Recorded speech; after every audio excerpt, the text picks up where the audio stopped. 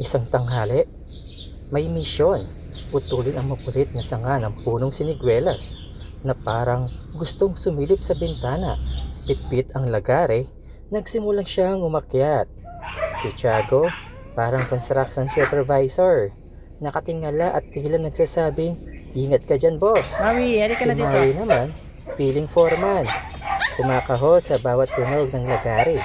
Parang may sariling soundtrack. Pagputol ng unang sanga, blood! Bumagsak diretso sa tabi ni Tiago. Akala niya regalo, kaya sinimulan niyang amuyin. Pero nung tikmay niya, ayaw pala niya. Iniwan niya at dumiretso kay Pure Dad para sabihin, "Wala bang bacon dyan?" Pinutol namin ang makulit na sanga ng aming punong siniguelas. Pero hindi lang basta putol.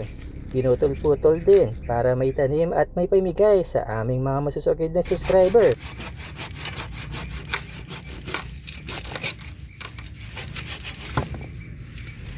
Sa manipis na tangkay nito, hindi natin pwedeng pamigay dahil mahina lang siya at mura pa.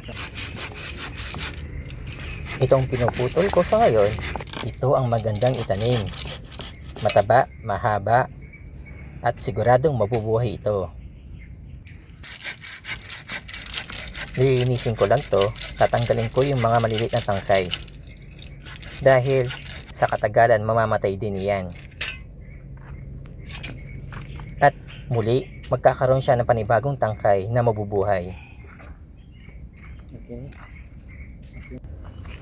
Ito pala yung mga tanim ko.